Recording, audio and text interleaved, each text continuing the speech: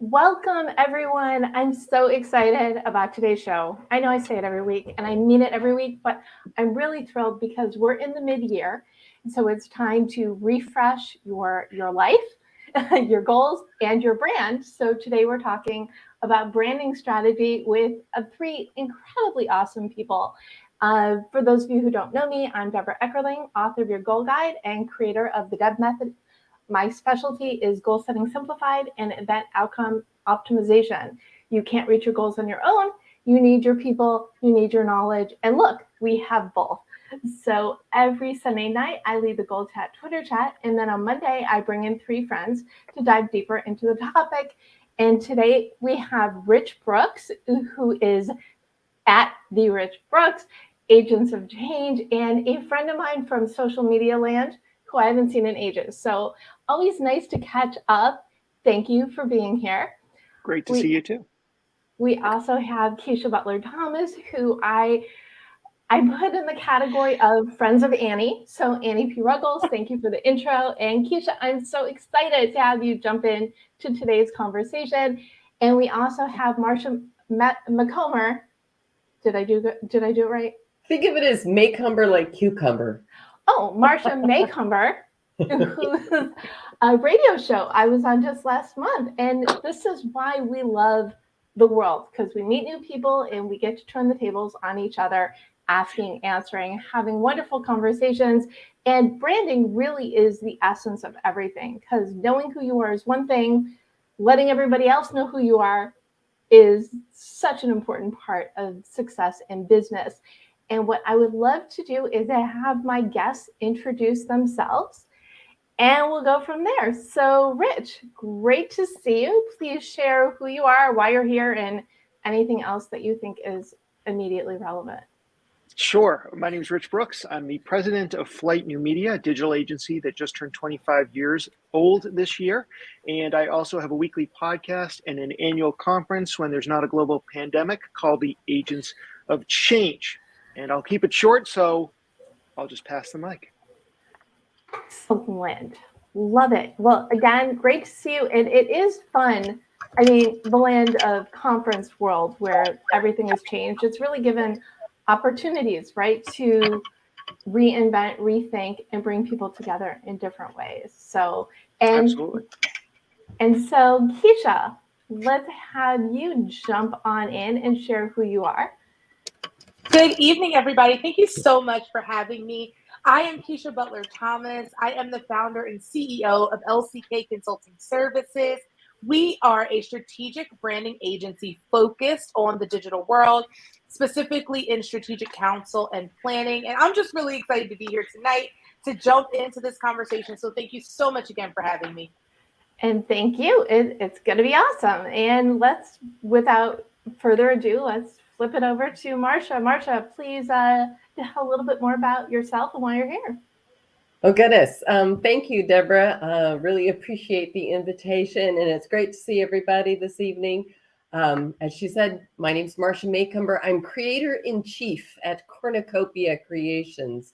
I have bountiful ideas in modern marketing and design. Cornucopia Creations has been going for more than a quarter decade, a quarter of a century, actually. So for a bit of time, we've been helping a lot of people with their branding, with their digital presence, so they can become wholly there for their clients. I also happen to host, as Deborah mentioned, the morning show in Sonoma, California on Monday mornings for a couple of hours. So that's really my overview there, real quickly. Awesome. And it's one thing that I think is a common theme with all of you is no one does one thing, right? And did we ever really do one thing? And if we didn't, we don't just do one thing anymore. But having that cohesive brand that even if you're a multi-hyphenate, I think is really super important because you're still you.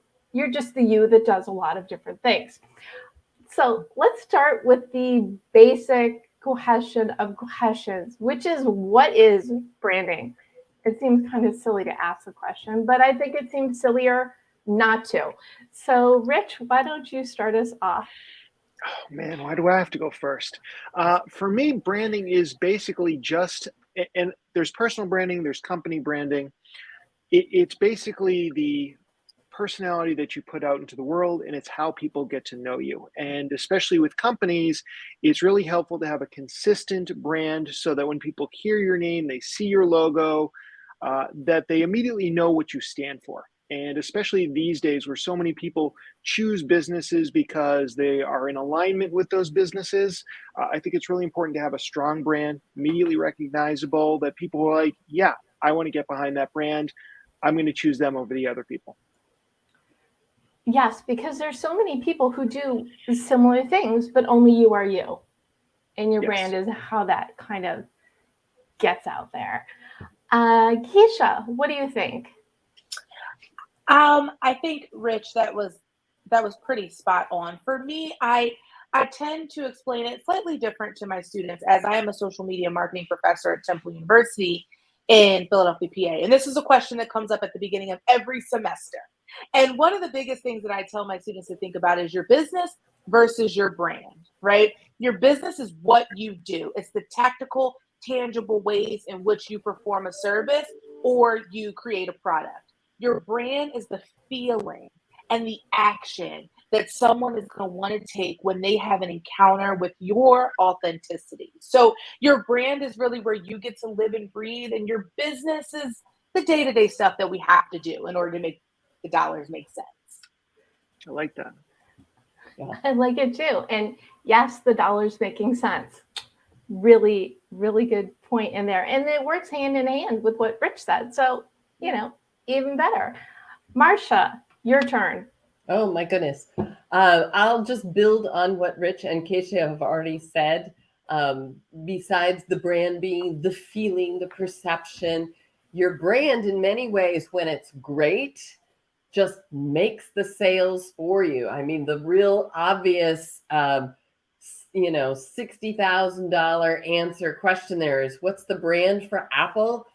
People just automatically, they want the brand, they want whatever that they make.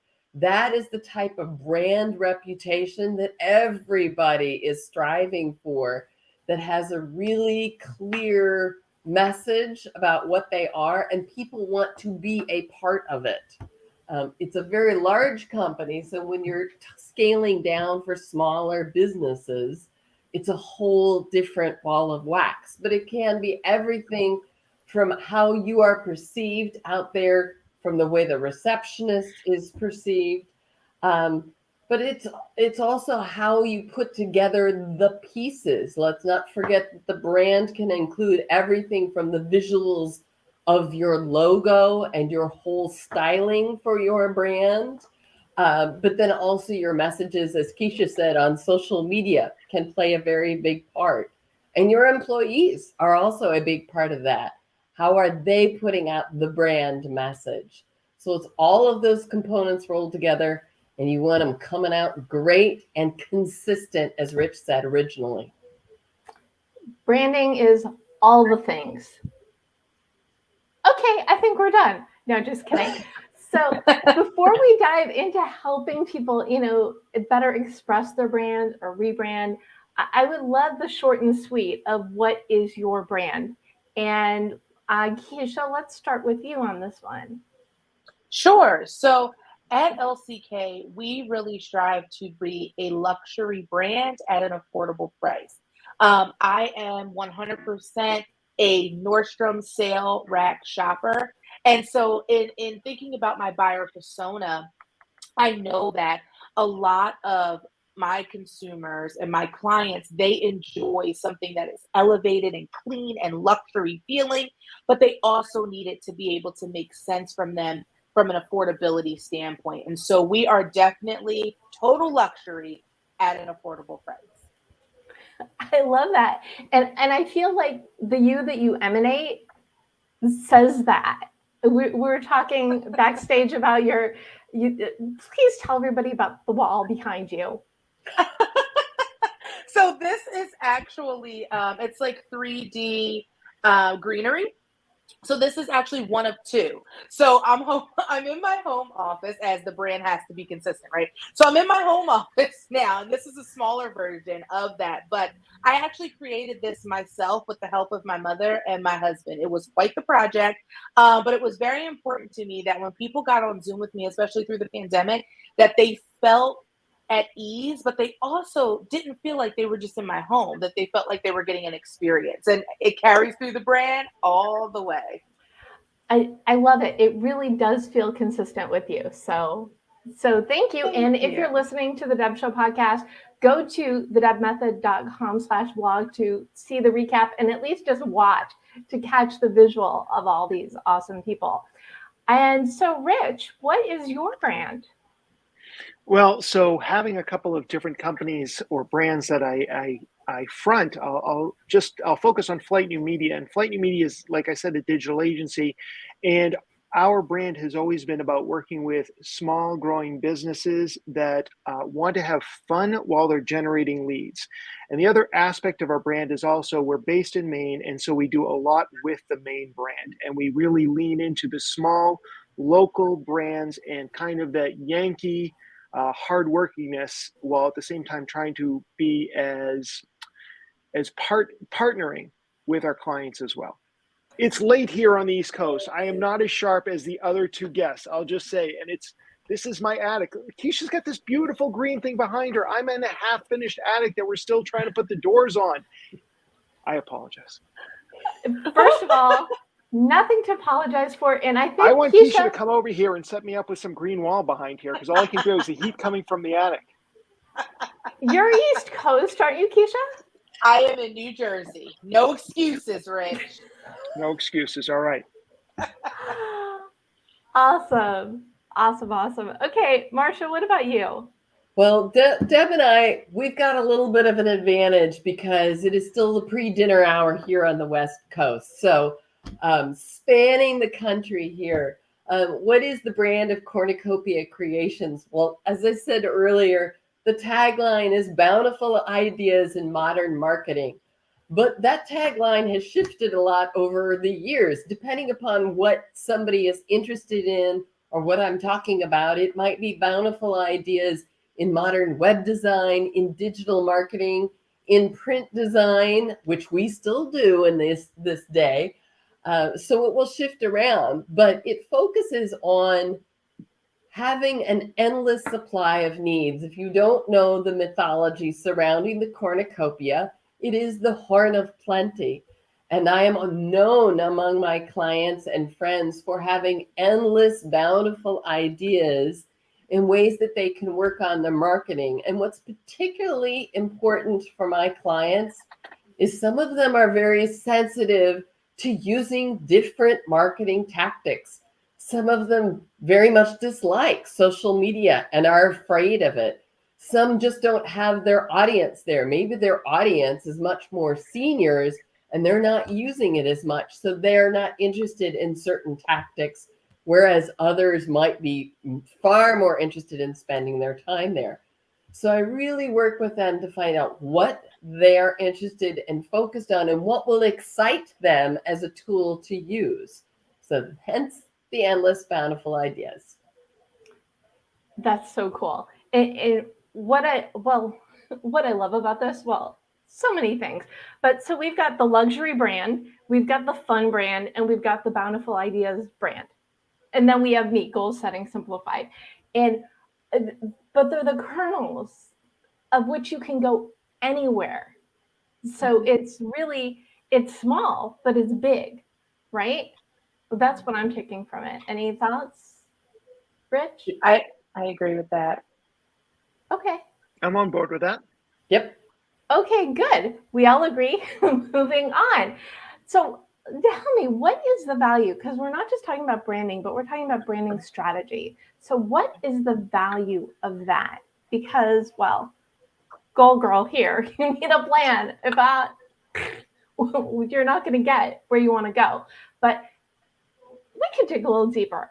Marcia, what do you think the value is of the strategy part that goes with branding?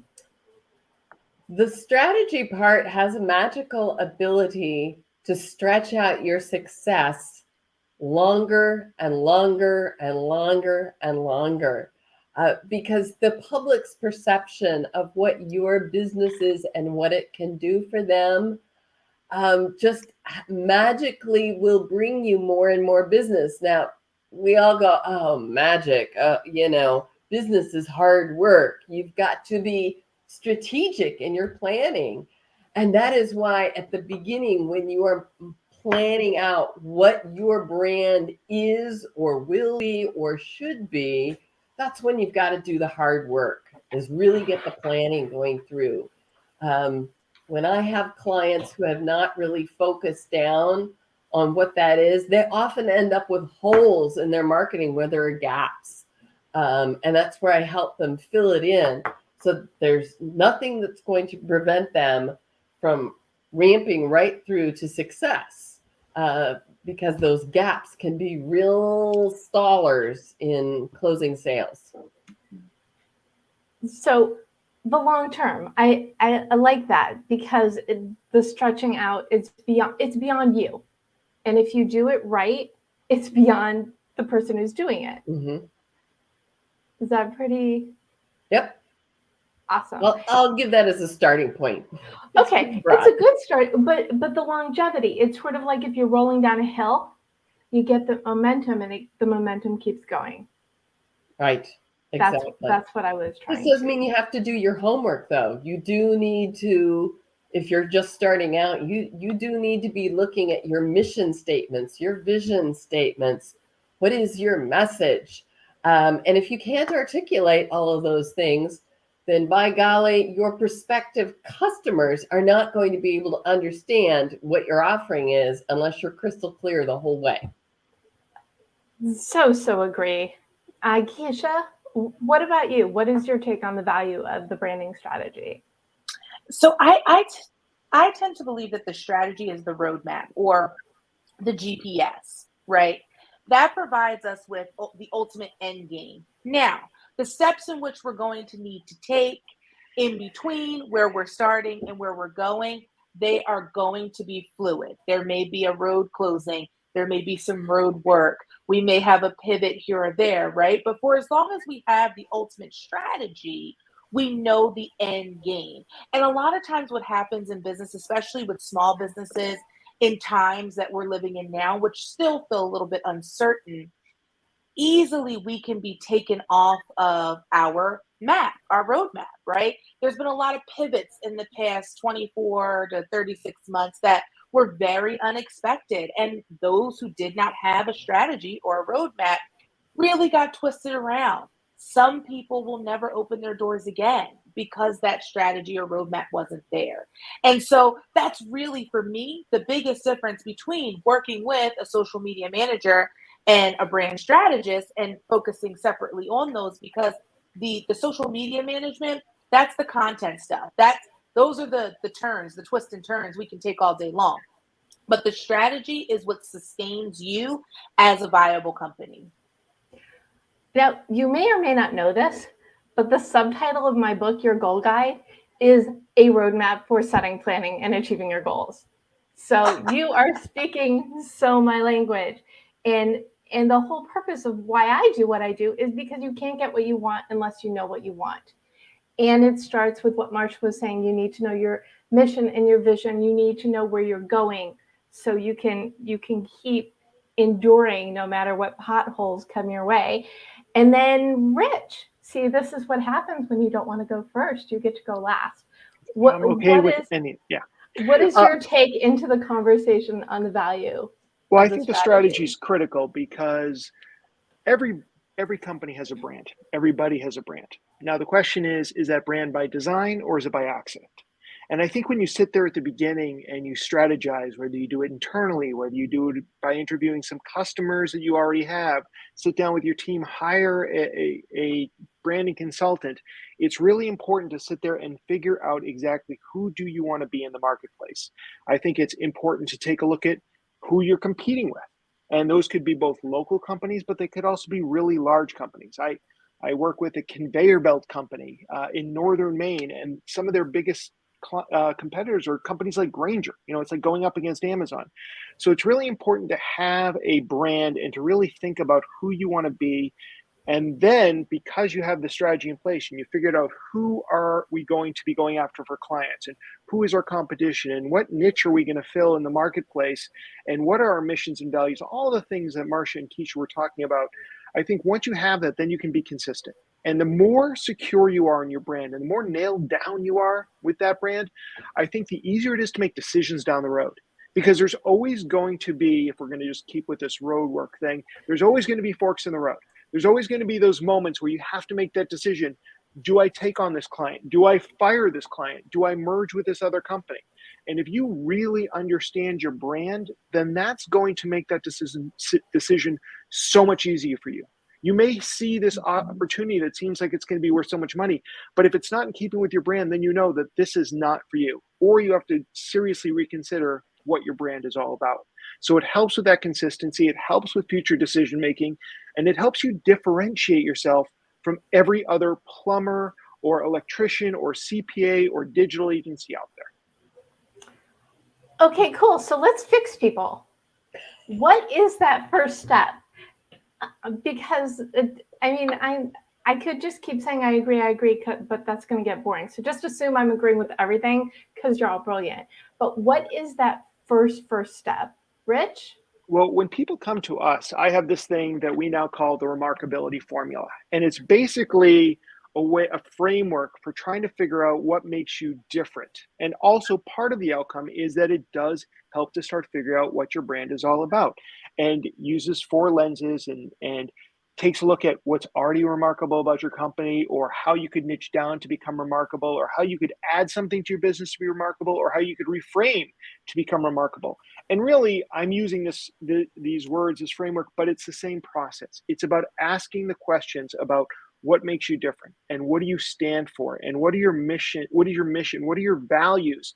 And as you start to go through this work and you start to really hone in on who am I meant to serve, what place do I have in the marketplace, then you can start to make some of these other decisions. And for a small business, you may not be able to design your logo based on what you learn in that branding exercise, but you'll have a better understanding so that when you hire that logo creator, or even you go to logo 99 logo and design, whatever it is, that you'll have a better sense of what works for you and what doesn't work for you. You'll know if your branding is a tuxedo or a pair of overalls, just what goes best with you and what's going to make you come across in an authentic way to your ideal customers.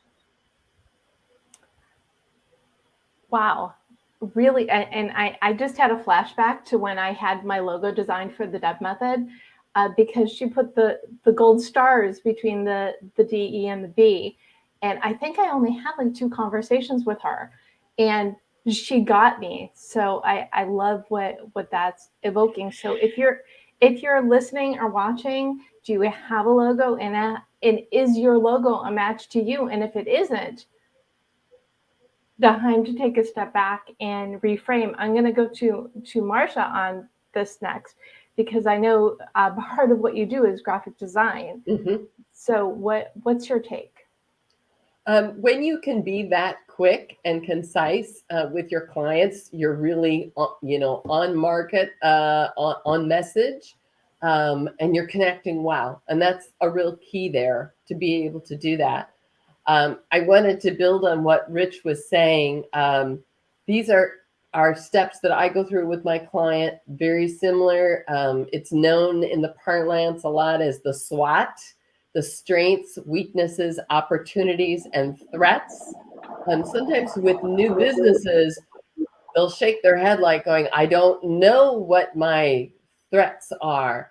But it really, it's like playing all the positions on a Monopoly board or a board game. It gives, by going through the exercise of enumerating exactly what you're really good at, what you probably aren't that great at yet, and you've got a hole in your business plan, where you're planning to exploit your strength, and where the competition is coming in.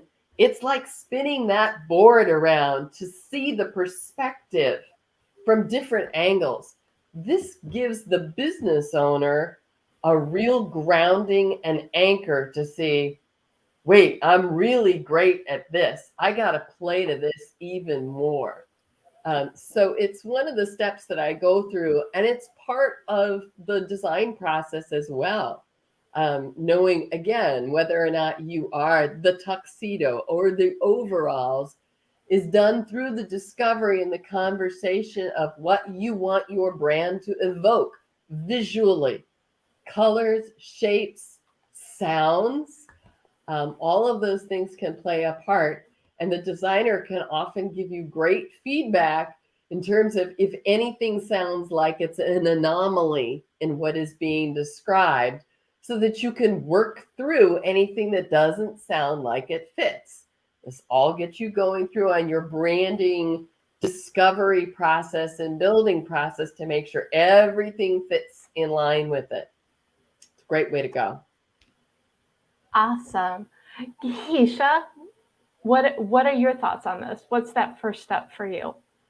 So there's two main questions that I ask every single business owner that we work with, business owner or brand, as we work with influencers all the way up to Fortune 500 companies. And the first question is, who are you?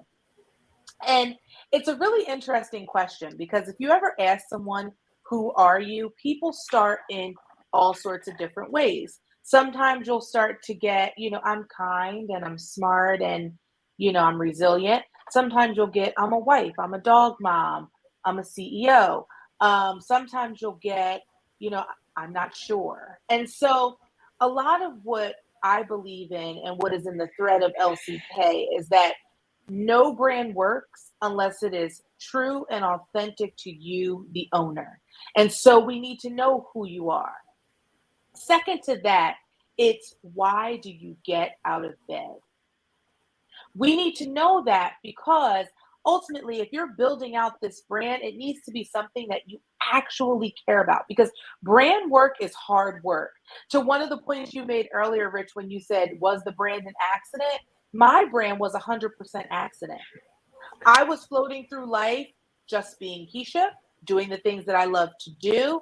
And then all of a sudden, it started to click that me just being me with very noticeable short blonde hair and funky glasses and all of these things became this brand that, quite frankly, I was not even planning.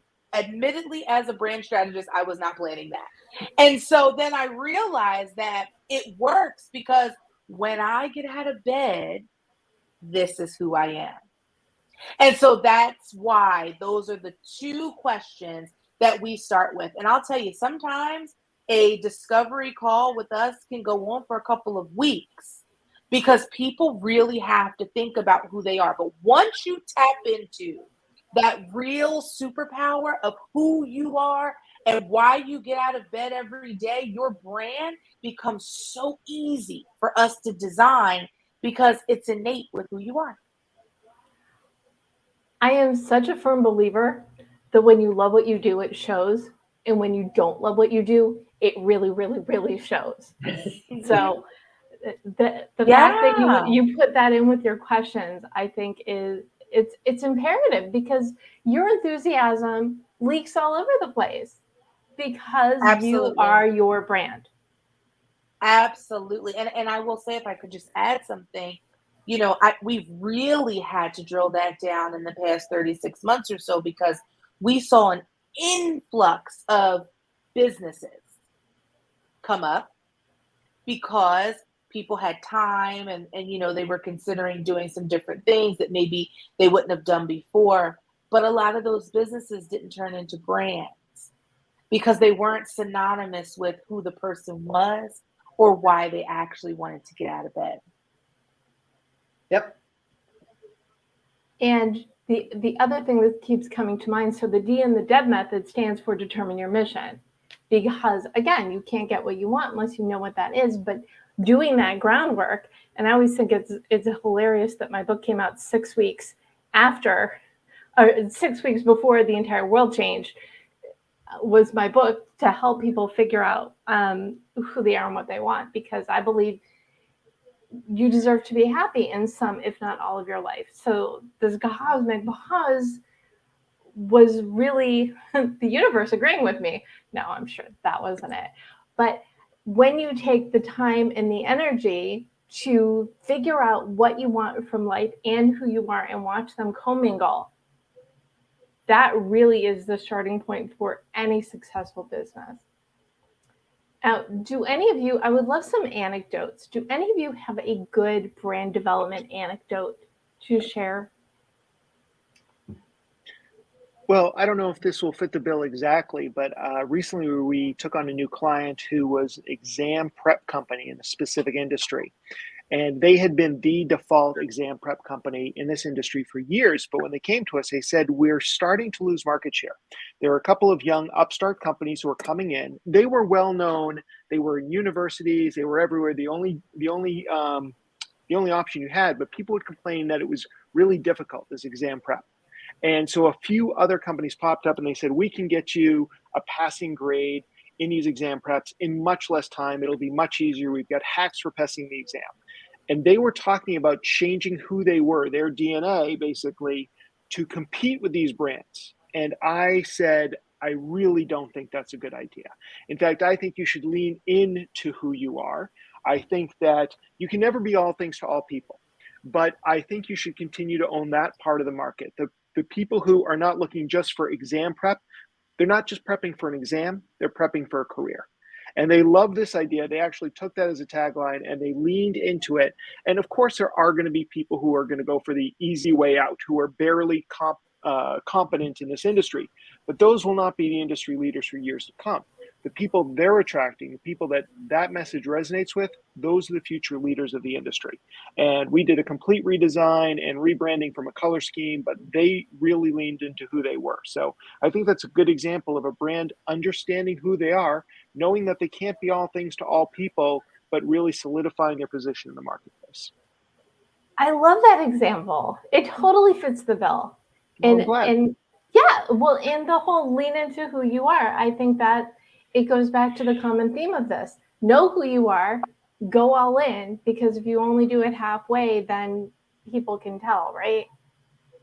And also, Absolutely. I don't think you should just trying to be a company that looks like a lookalike to somebody else. You're never going to succeed like that. If they were there first, it's very hard to take their position away. I think instead you should think about who you are and who you want to serve, and you'll find more success. And like Keshia was saying, more happiness there as well. Yeah. Yeah, I think an antidote that I could offer is oftentimes people are so focused on being original, and originality means nothing in branding. It's all about authenticity. And so a lot of times these businesses are not turning into the brands that they want to be because they're looking for this original idea. They're looking for this thing that is unique to them. And that does not happen as frequent as one would think. But what is absolutely always going to make you stand out is simply being authentic. And some of my favorite brands are the ones that are the most off the wall and wacky, because it really shows that that's exactly who they are trying to serve. And so I would just encourage anyone out there to really take the focus off of being original and put more of the emphasis on being authentic. And I think you'll find that you find that thing that's your thing. Did I mention on the air or off the air, but authenticity was last week's topic? No. So I love that. Well, so it's July and it's mid-year. Well, my seasons are beginning of the year, happy mid-year, fall, and then start the year in December to get a head start. But in restarting or rethinking your life in the middle of the year, it starts with, we did purpose was the first week, authenticity, and now branding. And I love how all three topics really go hand in hand, which is why I love themes so much. Good for you. Marcia, do you have an example or a thought or some words of wisdom you want to chime in? Just a couple of things. One client I worked with who sells olive trees. they had not had a whole lot of success in attracting a lot of people to their nursery. Now that's very brick and mortar without the bricks and the mortar. That's very boots on the ground, right? And I worked with them to really underscore their branding, which they had already begun the work on. But a lot of it was developing their digital presence and getting them going. And as a result, their previous website, they had not ranked well for any of the standard keyword phrases, like olive trees for sale, and pick a specific cultivar that somebody wants to buy. And they hadn't done well on any of those. And once we got them going, within 90 days, they were ranking very high on dozens of keyword phrases. And within a year, they were up to more than 500 keyword phrases that put them in the top 10 of results. So what that did is it drove a lot of business to their brick and mortar location, their nursery, and they were able to emphasize with their clients how much they wanted to be their first source. They put so much emphasis on customer experience, and it really made a big difference for them in blowing up their business to much more profitable level. So that was a real big one. You want to say something, Deb? Oh, I did. Well, I always want to say something.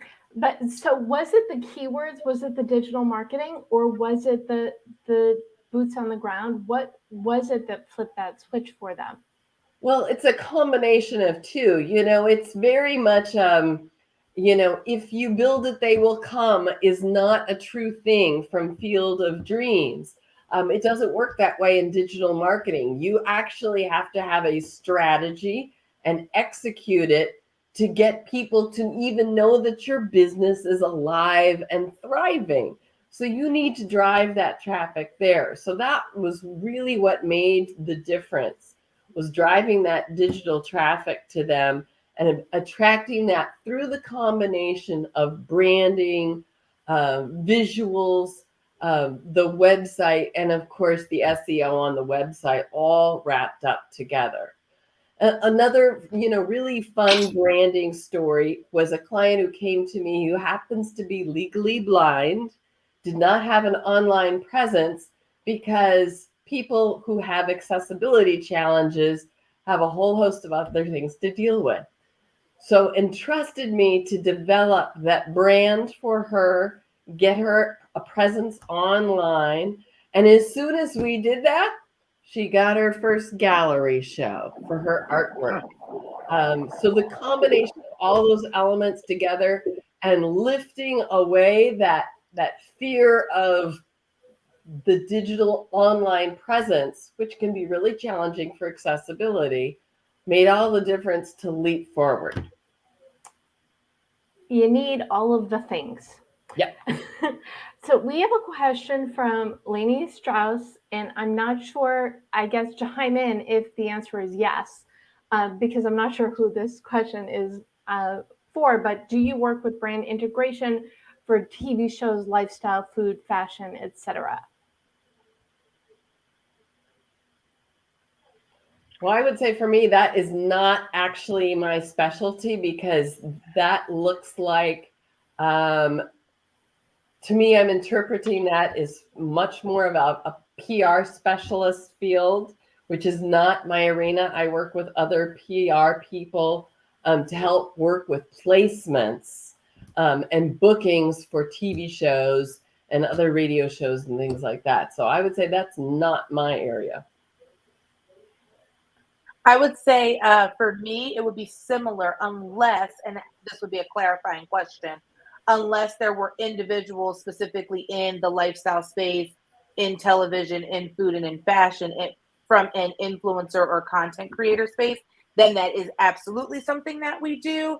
But if it is, to Marcia's point, on the PR side, we do work with preferred PR vendors who will be able to assist with that way better than we could. Great. Yeah, I'm just going to say the same thing. If Marcia sounds like she's spot on in terms of interpreting the question, and if that's the case, that's not really our sweet spot either. Okay, but it goes back to my theory, which is everybody you know knows other people. So reach out to any or all of the guests to see if they have a better resource for you or something that fits. I also think it goes to the point of branding is sometimes about knowing when to say no. And you can't be all things to all people. And we all have strengths here. And Marcia's got a successful company, and Keshia's got a successful company. We've been doing this for quite some time, and yet we still didn't come up with a solution for that one. Sometimes you just have to realize that that's not your lane. And if you want to stay sharp and be on brand, that means saying no probably more often than it means saying yes. I love Absolutely. that our guest question brought up a really good point. One of you was going to jump in. I'm not sure who. Well, I was going to say to Rich's point, it's actually funny if you take a look at the amount of business we turn down versus the business that we take. But for me, it's all about brand integrity. And so I want to make sure that any partnership that we acquire, we are actually going to be an asset to that company. And so I spend a lot of time referring business out. So much so that sometimes folks are like, oh, I really want to send something back to you. And I'm like, trust, it's okay. Like, I'm doing this to protect my brand because I want to ensure that LCK is known for what we do, and we are known really, really well for what we do. And I don't believe that we would be one of the fastest growing branding agencies in the Philadelphia region if I took on everything. So that's such a huge point, Rich. I'm so glad you touched on that. Reputation is critical. And when you try to dabble in an area that is not your area of expertise, and PR certainly is one area in which having, a lot of contacts in specific industries. There are PR agents that specialize in specific industries. There's one for publishing. There's PR agents who specialize in radio. There's PR agents who specialize in construction. So in all different arenas, that's who you want to align with and find. And we love referring out to people who specialize in their one industry because they'll make us look good and vice versa. And we want our clients to be successful and come back. So you got to send them to the right place. And this goes back to what I call one of the blessings of the pandemic. I've met more people in the last 2.5 years because you had to socialize online. And this is how you grow your tribe. And I get to take it a step further by inviting friends, new and less new, because I don't like calling my friends old, to have these kind of conversations because you don't know where something is going to go. But if you're constantly building your drive and your stream of referrals, you don't know. It's all this wonderful forward win-win for everybody situation. And the other thing that I will add, I put this up a little bit earlier in the notes, is so my TEDx talk is on the magic of your motto. And it's all about starting with figuring out who you are, what makes you unique, and what you love. And you can use that as a decision tree for saying yes or no. Because when you say no to something that isn't a fit, it gives someone else the opportunity to say yes. Absolutely true. So I say, let's give, and then we can go a little bit more into the let's rapid fire tip section. But before we do that, I would love for you all to gift a goal to the people, whether they're watching live or the replay or listening to this as the Deb Show. What is something that they can do today, tonight, tomorrow, immediately to really focus on their brand or their rebrand? Rich, do you have a goal to gift? Sure. Here's your goal. Interview 5 to 10 of your favorite clients and ask them why they chose you, and go deep into the questionnaire and find out exactly what they were going through at that period of time. Because I think Although your personality drives a lot of this, at the same time, you are here to serve other people, whether you're in business or nonprofit. So understanding why people chose you and what they saw in you is a really good indicator of what might work going forward. So that's one thing that people could do. Oh, I love that. Okay, let's do that. What about you, Keshia? What is your go-to gift? My gifted goal is going to be for you all to give yourself permission to experiment. A lot of the times when we are beginning to break into branding and develop the strategy behind what we're going to do, we feel as though it needs to be perfect the very first time. And brands are really living and breathing portions of your business. And so everybody should just give themselves permission to experiment, understanding that in that experiment, some things might work, some things might not work, and that's totally okay for as long as you continue to push forward. Now, can you give an example of what is a good way to experiment? Absolutely. So, for example, if you hate social media like a lot of people do, right, and you decide, like, hey, I just want to focus on one of these things, try them all out, see what feels good, ditch the ones you don't like, and keep the ones that you do. Whoever said that you have to be on every single social media outlet? Whoever did, they were totally wrong. You need to show up where you feel the most confident. So spend some time experimenting, and whichever one makes you feel good, keep it around. And vote everyone else off the island. Got it. Yes. Awesome.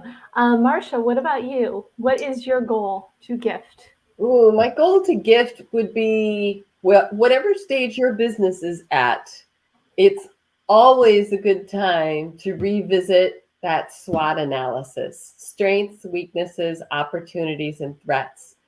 I think it's great to sit down with your staff, or as Rich suggested, with some of your best customers and find out those steps. But spend a half hour quickly and non-judgmentally. Don't edit in your own head what you want to say about your strengths, weaknesses, opportunities, and threats. Just get them out there on a whiteboard or a chalkboard really quickly. Those threats are ones that always make business owners nervous because they think they're admitting some sort of a secret. But trust me, other people know too. And it's going to serve you in the long run. Because sometimes what you think of as a threat is just simply this is not part of your business model. You think it's a threat because you're thinking it's part of a weakness, but it's not necessarily. Stay focused. And that's what it does. It will help you focus in. I really like how you said you think people don't know. It's true. Well, it goes back to authenticity. So if you embrace your strengths and you embrace your weaknesses, maybe find a way to offload them. Delegation is your friend, but embrace the things that make you you, for good or for not so good. And that goes back to authenticity, and it's win-win again, right? Exactly. Because your customers who love you will keep bringing things back to you, and they are going to know that there are things that are not your specialty. Don't worry about them. Stick with what you do really, really well without getting distracted by the things that you don't do really well or haven't even gone into that area. Do what you do fantastically, even better, and you're always going to have more business. And you also said, the customers who love you are going to stick with you. That's really another part of this, isn't it? You want to attract more of those ideal clients and get rid of the ones that only suck out your soul, right? Right? It's your 80-20 rule, definitely. So any other thoughts on that aspect about where to determine or how to embrace the ideal client and ward off the evil ones? Evil's a strong word. I know, but I but think we've all been had there. we've all had that client where when their name comes up on the caller ID, you have to go through like your whole stomach drops. I think some of that just comes with experience, and really, it's easy if you've been established for a while to say you know what clients not to take on. You don't at the beginning, but as you start to understand who you can help the most, who's most rewarding, you start to avoid those kind of people. And Marcia was talking about having those good clients and going back to them. They'll also refer people to you. Like when pain in the butt clients want to refer business to you, that's probably not good business. So it's like you don't want that kind of stuff. Over time, you start to really understand what the little red flags are. And sometimes you just say to a prospect, like, I just don't think we're a good fit for you. And then if you can, you give them a recommendation for somebody else. But if you really think that they're not going to be good for anybody, then don't give them to a friend. Or else you Yeah. lose a friend. Yeah, exactly. Yeah. I also think, to your point, Rich, with time, you do begin to understand it, and then you also begin to safeguard yourself.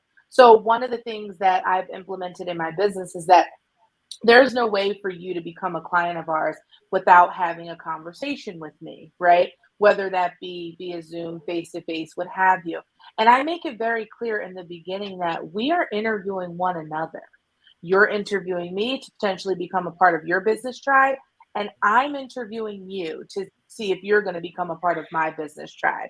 And so with that, it really allows you to set that precedent up front. And I know sometimes for newer businesses, you get nervous about setting that precedent up front because in the beginning, all business feels like good business for as long as there is a fee attached to it, right? So you can keep your doors open.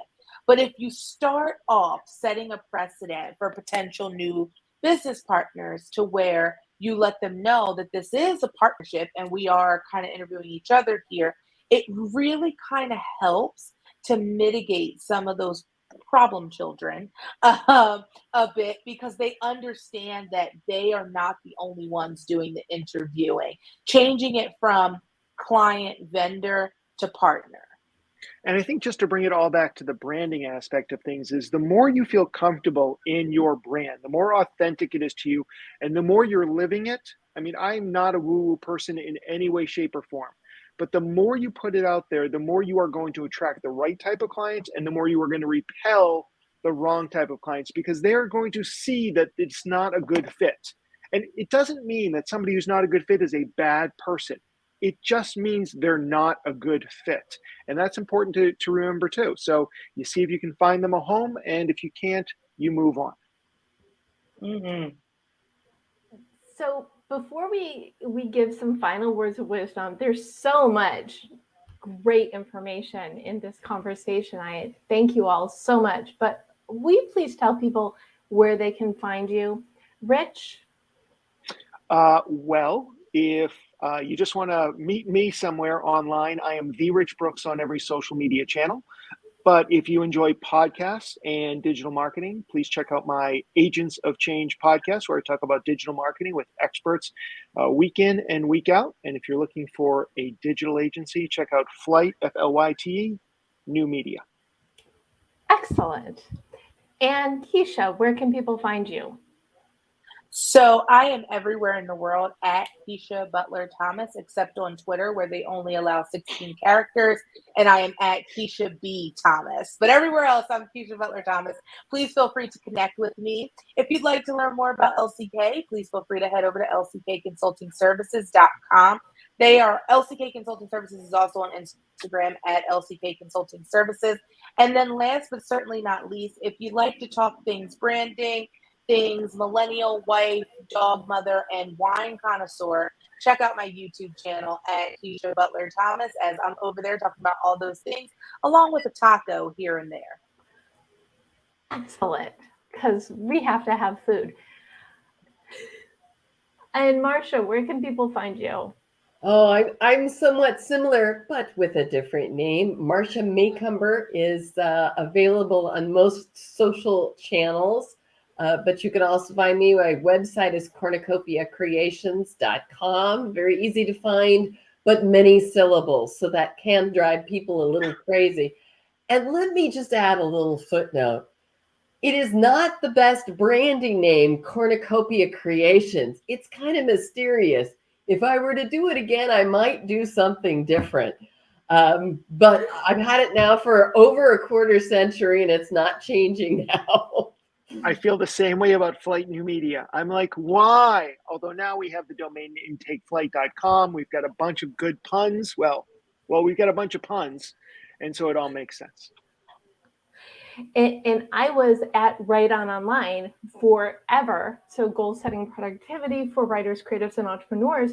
And in 2018, when I went all in on Deb as Goal Setting Simplified, that's where the Deb method, fortunately, my name and my system worked really well together. So now I get to juggle both. But really, that being said, you can find me. I'm at the Deb Method everywhere. You can go to thedebmethod.com/blog for the recaps and /goals to learn more about event outcome optimization and how I can help you get value from the events you attend. And oh my goodness, such a great conversation. What final thoughts and tips do you have to leave the people with? Marcia, what is your, I'm going to say final, but I might come back to you for one more. What do you hope people come away with from this conversation? Oh goodness, there's so many things there. It's hard to say. I want to say when you're working through this and you're talking with an expert like Rich or like Keshia, one of your last questions should be, what haven't I asked you about branding that I should? And this, One of my favorite questions. I have very few clients who will say, what didn't I ask that I should have asked? I should ask people who I hire that same question more often, because you don't know what it might open up, and it could open up a very important avenue. So that's one thing. And just the commentary about the branding and what is or isn't right for you.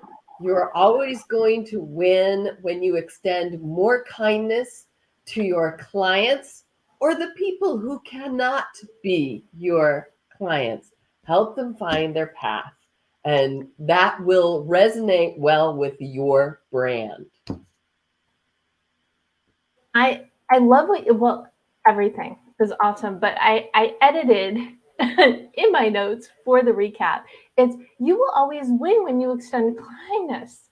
It doesn't even have to be to clients and prospects. I think the kindness factor, if that is who you are, I'm choosing to believe everybody is kind, then that's really what makes the world a better place on top of everything else. So Absolutely. I'm glad you mentioned that. Thank you. And Keshia, what final-ish thought do you have to share? I really hope that when people take a listen to this great conversation, that they recognize three people who share in an industry, who have different perspectives and can offer premium services in a different way. I think this is really important for folks to see, because when you're making a decision about partnering with a brand strategist, a brand specialist, a brand agency, what have you, I want people to know that there's variety out there. And it's okay to do your research on finding the person or brand that resonates with you to help you get to the next level. Each of us here, Rich, Marcia, myself, even you, Deb, we all know that we're not for everybody. I'm quite sure that Rich's clients look different than mine, then look different from Marcia's. However, we're still servicing some really great businesses and we're doing some really great work. And so I just encourage anyone out there who is in the beginning stages of branding or the rebranding phases or what have you, to take some time and really interview and research some different options for you, because there's a lot of different options that look and sound and think differently that are going to yield you great results. And this is why I enjoy these conversations so much, because it gives the opportunity for first of all, for you all to meet each other, but also for the audience to get different perspectives from the conversation. So I really appreciate you saying that. So just as you stand out, the people that you look to bring on also you know, right? When you make a connection with the people that you work with or the people who work with you, you know, and I think that's brand showing through. There you go. So, Rich, what say you? Well, I want to just go back to something we talked about earlier, just the idea that everyone who's listening, everyone on the call, everyone who's not listening has a brand. You already have a brand for your company. The question is, did it happen by accident or did it happen by design? And Keshia had a great point that she started by accident. I was the same way, but you start to hone it down. But there has to be that point, or there should be that point where you take what might have been a happy accident, like a Bob Ross painting, and then turn it into a well-designed brand, something that is authentic, that fits you well, and that will really help you going forward. That's perfect. Because it's one thing to stumble upon. I mean, how many stories do we hear of people who stumbled on their career? You might have stumbled on something great that fits you, but own it. When you own it, when you own your brand, all the magic gets to happen. Yep. Excellent. Well, thank you all again for this wonderful conversation. Rich Brooks, I don't want to hurt your last name again. Marcia, Macomber, and Keshia Butler-Thomas. Thank you for sharing your perspectives and your enthusiasm and your awesomeness on all things branding. And if you're watching or listening, we're so glad that you chose yourself and your goals and your brand to spend time with us today.